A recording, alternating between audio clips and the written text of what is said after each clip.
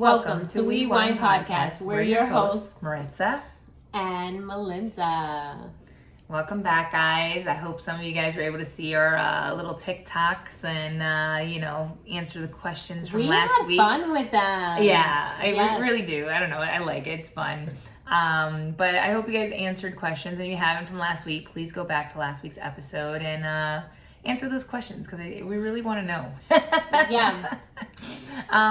So today I tell you guys, sometimes like with these podcasts, like I get feelings of stuff to talk about, and I felt and I saw like a broken plate, right? And for me, that's representing like brokenness, right? And I think brokenness comes in different stages, right? We can be brokenhearted, we can have pain from struggles, we could feel broken because we're lost in situations, we could just feel broken overall, right? Like broke down, run down. And it's the matter of which direction are we going to go in? Yeah, I think that once you've been tainted on a situation, it's never the same. Yep. It's like, I always say, like, when I was naive to certain things, and like you don't think about worst case scenario, and that there's some sort of bliss in that, right? Because then you're not broken, you're not tainted, you're not shattered, or you haven't been exposed to the cruelty of the world, and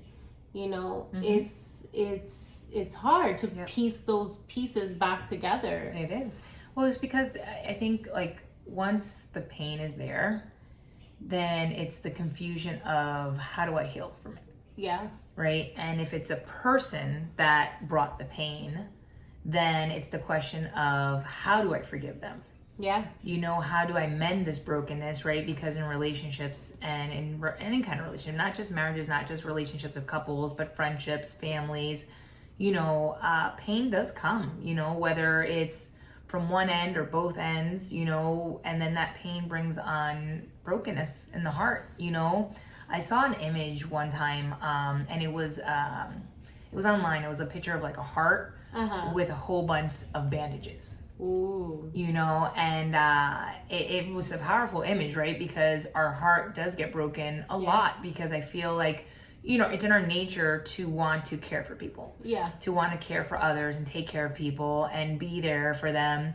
But when our heart gets broken or people take advantage, I think we have a tendency to just kind of like, okay, I'll just put a curita, like a Band-Aid, I'll heal that one, I'll move on. But then when it becomes repetitive and multiple people have hurt you, or the same person's hurt you multiple times, that wounds, like the Band-Aids, just start falling off. Yeah. And you have to question, like, okay, at what point do I just leave it broken? Not my heart, but this situation, and let it go.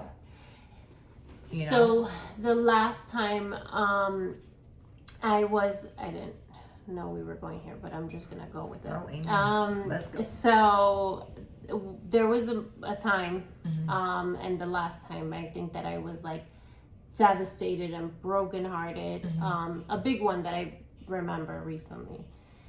I cried for days. And then someone a year later opened that wound back up. Oof. And I was so upset at that person because it was like that person used that wound to kind of just brush off what they did. And like a deflection. Exactly.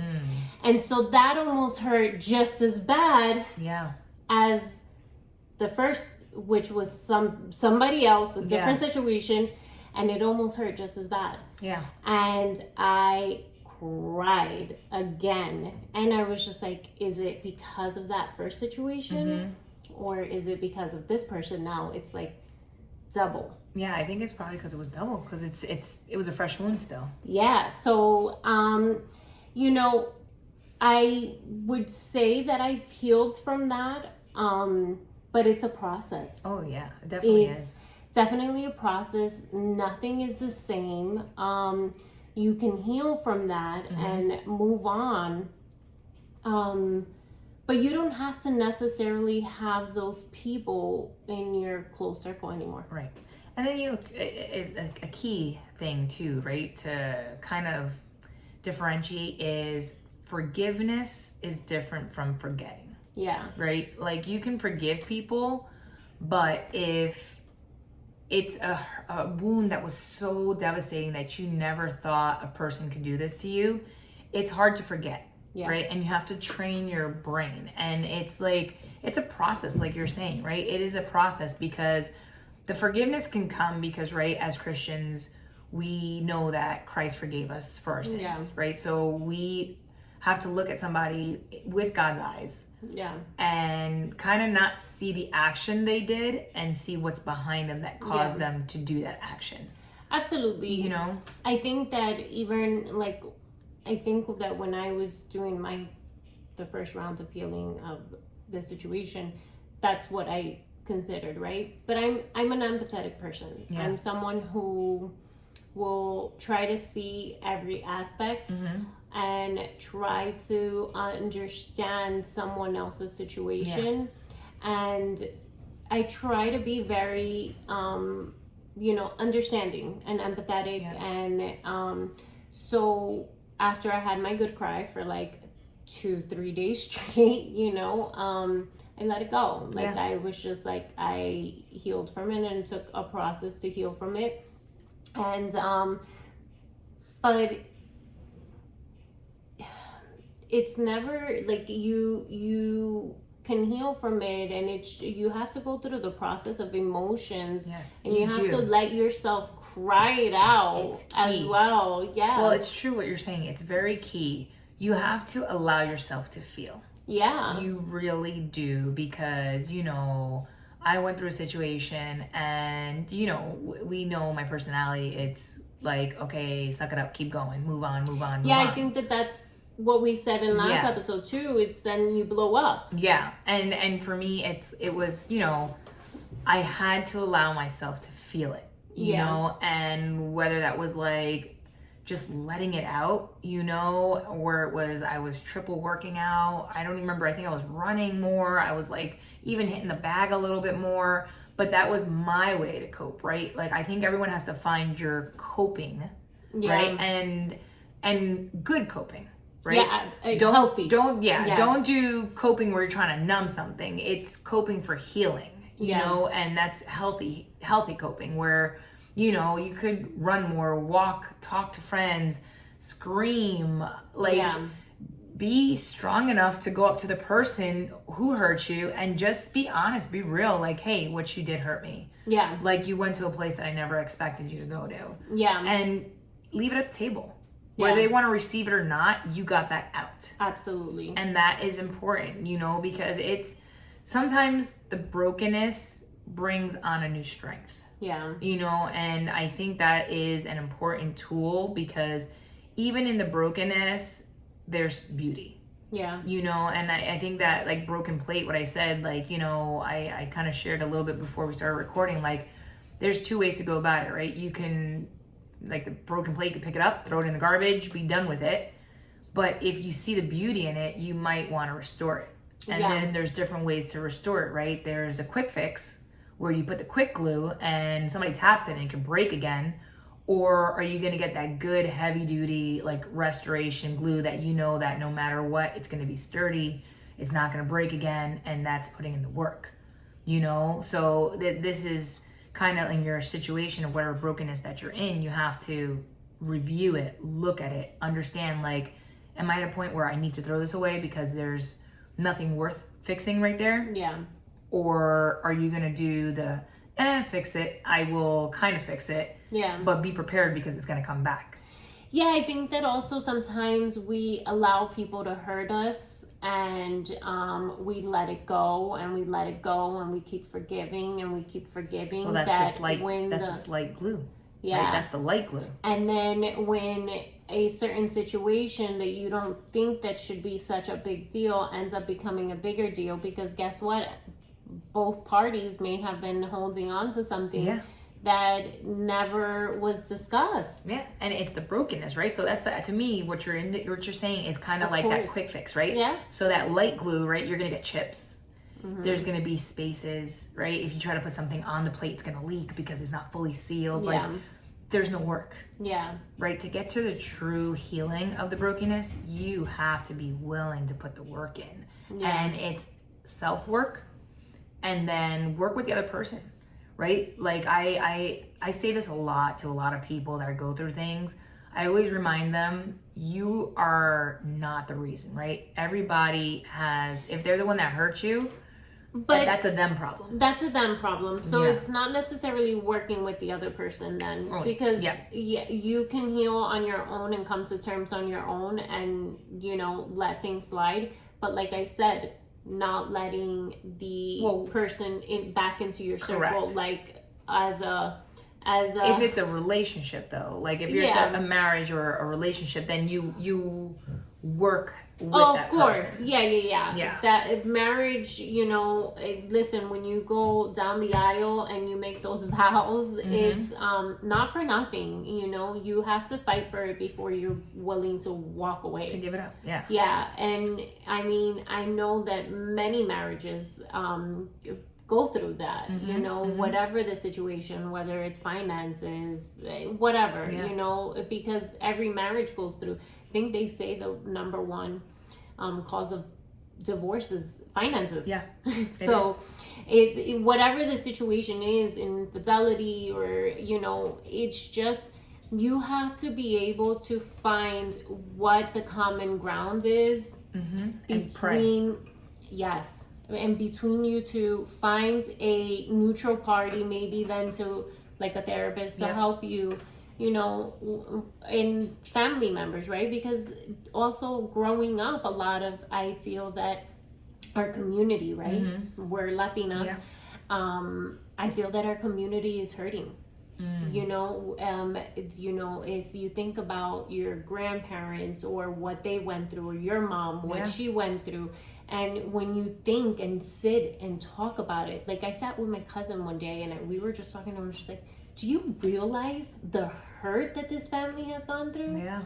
And it's like, wow, like, you know, the generations of it. And it's like, when do you separate that and when do you heal from that? And then you realize that they didn't really heal. So, okay, so we're going to make the difference. Yeah. And you know, you said generations, but that's also like generational curses. Yeah. You know, and listen, if you don't know about this, like I do, you know, I think you guys should like look it up a little bit, but generational curses are real. It's a real thing, right? It rolls down from family to family. And that's why they say pray off those generational curses, right? So like, you know, in my family, like my grandmother was a single, you know, she ended up raising my mom and dad. I mean, my mom and uncle. And my aunts, you know, essentially at the end by herself. And then I saw like one of my aunts went through a situation, you know, and it's like one of those things that I was like, you know what, I'm going to pray this generational curse off of me and my children and my children's children, right? Because it's something that seeped in somewhere. Yeah. And, you know, listen, every struggle that we go through, we can't blame generational curses, right? Either, because there's choices that we make as people, you know? No. So don't make excuses either, but it's acknowledging them. Correct. You have to realize that you have that generational curse. Because that's what I was saying, that when I was sitting down talking to my cousin, I wish we had her on this podcast, right? But when I was sitting down talking to her about it, I said, but they don't realize, you know, the hurt. Yeah. And because it's that mentality of you keep going. Yep.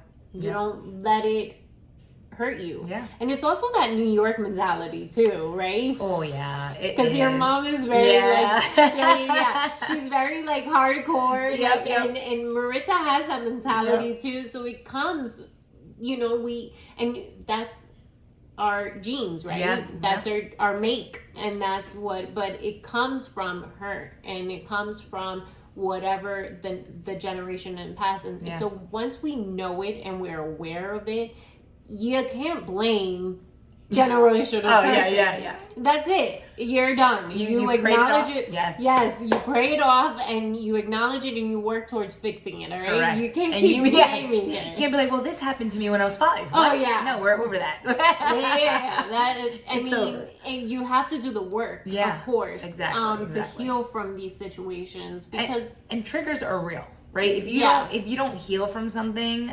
then there's a trigger for everything, right? That it'll trigger that emotion, right? Yeah. So like for your story, you said it was fresh, right? And the person used it, but that was a trigger. That's what got you double like angry because it was still fresh, the wound, you know? And that is something, that's why you have to put the work in. You have to heal from whatever it was that hurt you. You have to put the work in so that if a trigger does happen, you can acknowledge it and be like, wait a second. Like, you know, this is, I feel myself feeling off, but let me take a moment. Let me pray. It's not the same situation. It's different. Let me see this with fresh eyes, hear it with fresh ears. And let's see where this person's coming from. You know, because I think people that are broken have a tendency to be on the defense automatically. Yeah. So they'll automatically assume that they know what you're going to say and they'll come on the attack mode. Or when you're in a situation, right? When you're in a disagreement with that person, you're on attack no matter what on both ends. And so then that's what leads to bigger issues, right? And then that's what leads to possibly name calling or this or that. And then that's what breaks things, right? Even further. Because when a situation was like these little things and then it blows up, it's because also that we've been holding on to other things and we then are not listening. We're hearing to reply, but we're not listening to like let it sink in and say like, no, this is... That's why you need the fresh ears. You really do, because it's every situation, every conversation is different, right? Although it can evolve around something similar to what you went through, it's a different person. It's a different conversation. It's a different situation. You have to learn to control that emotion and really pray on it, right? Like literally be like, if you feel yourself already kind of getting on that defensive action, just pause and be like, okay, wait. Like, I need to pray about this right now because I feel myself getting upset. Why am I getting upset? What's causing me to remember something, right? Because like we said, like forgiveness and forgetting, it's very different. Because your mind will hold on to memories. And again, right? Isn't it so funny though? Here we go. How you can forget so many things. I'm a very forgetful person. Okay. But then certain things you just don't forget. Oh yeah, it's true.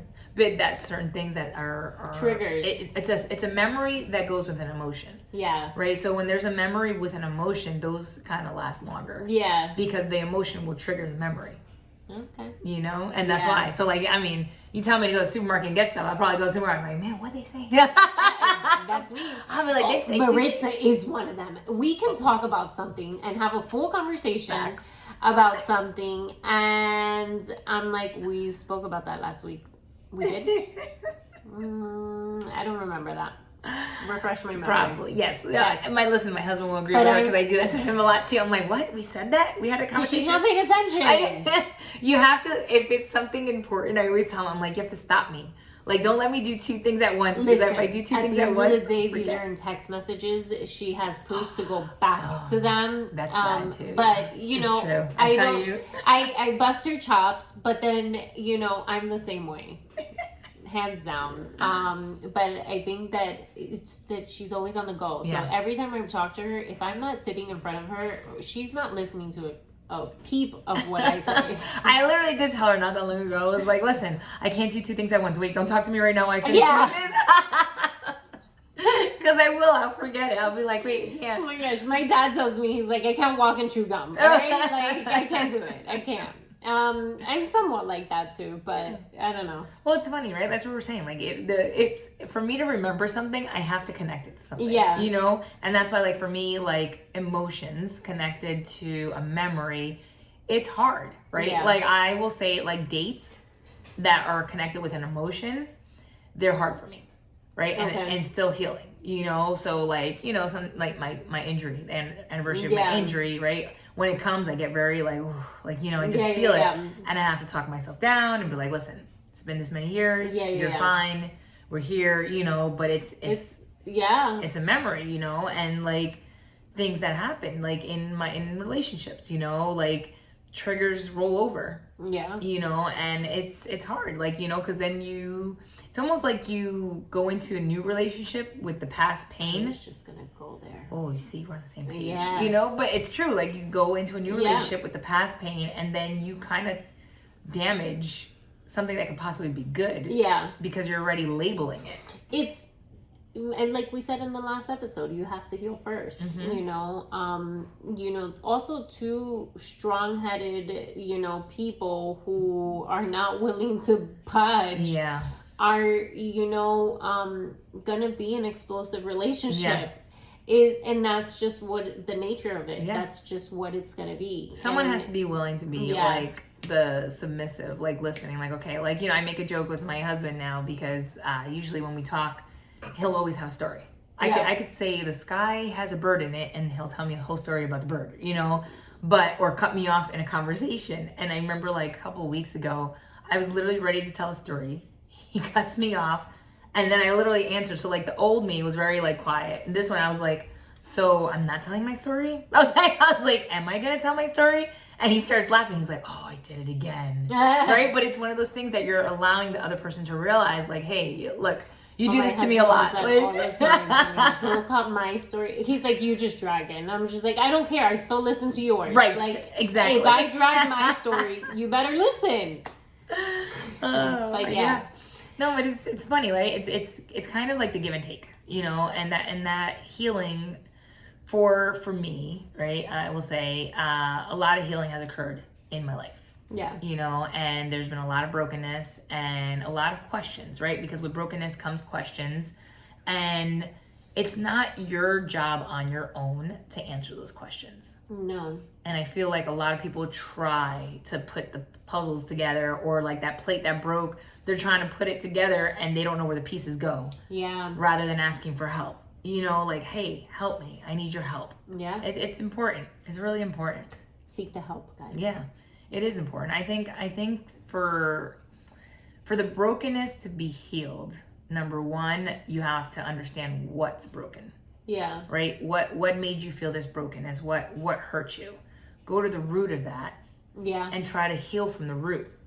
Because if you heal from the root, then everything else comes up, and it's beautiful, right? Because like if you cut a tree, it's still gonna grow because the roots are in the ground. Yeah. But when you pull the root out, that's it. Like, it's done. It's like in the Bible when they throw the seeds. Like one person throws the seeds over, and then one throws digs like superficial kind of, and one really like.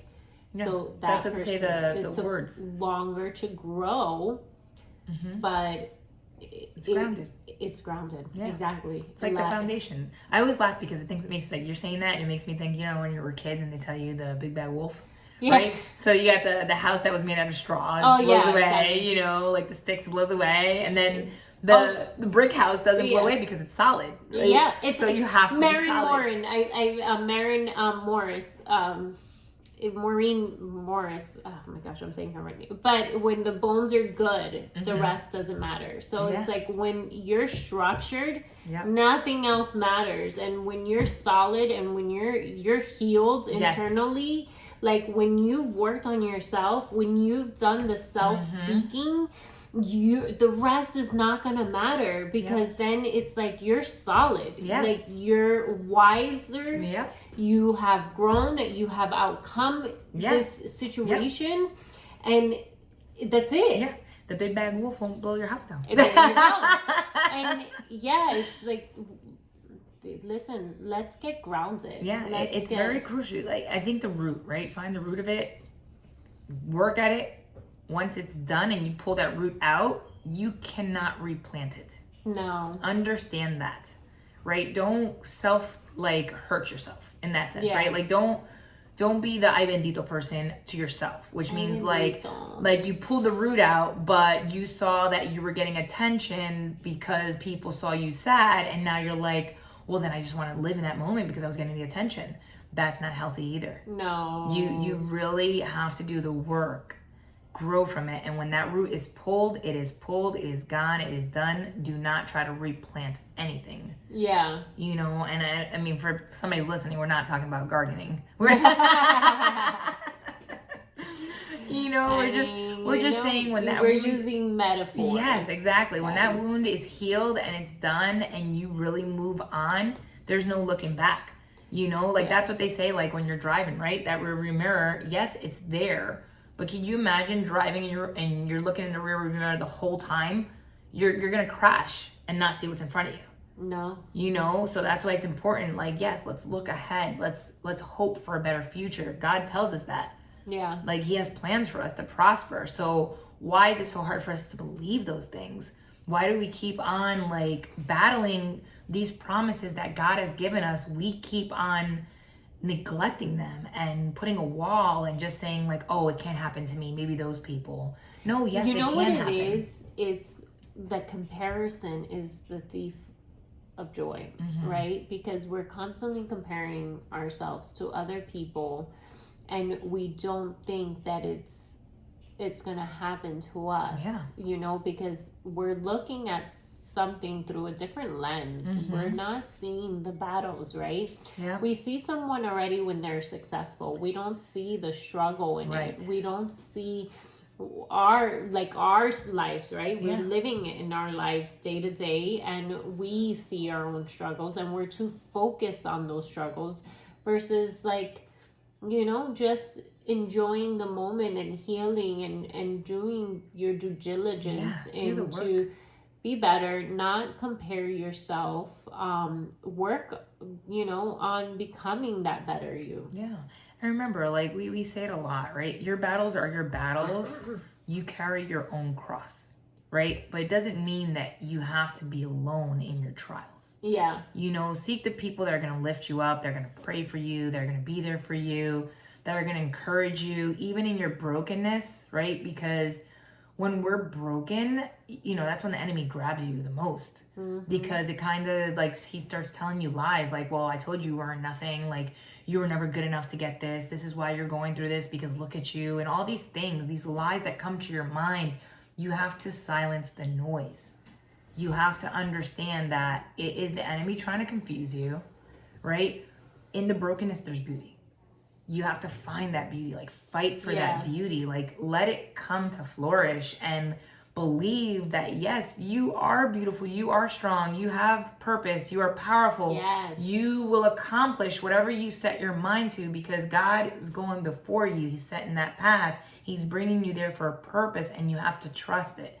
Please trust it. Stop trying to resist it. Stop trying to fight it. Stop trying to throw in your towel and say you're done. Or not now. Yeah. Now is not my moment. Or you're beginning. It's beginning right now. Like this is the time. I feel like we went through the shutdown for a reason, and I think that reason was for everybody to be put on pause, to reflect, to look, to grow.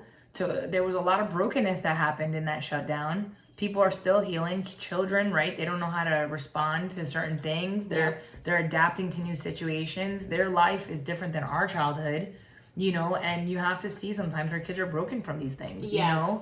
And we have to encourage our children to talk about what's hurting them. Yeah. You know, I think that's another thing that, like, maybe that's another episode, you know, children's brokenness, but it's just one of those things that we have to be encouraging to one another, help each other grow, and empower one another to heal, right? Use the good glue. Not the cheap. Very good glue. Yeah, like, you know, just to kind of regroup, you know, take the time to heal, right? And when glass is broken, you know, it's broken, and it's never going to be the same. And yes, you're never going to be the same, but you can heal from it. Correct. You can put your pieces back together, but obviously that scar is going to be there, but that also gives you wisdom, right? It gives you knowledge. It helps you through the growth and to become a better you. Yeah, it's true. And, you know, I think closing out this episode, I just pray for everybody listening that your hearts be filled with joy, your struggles become blessings, and that you feel the difference and the shift of God's presence in your life. You know, great things are coming.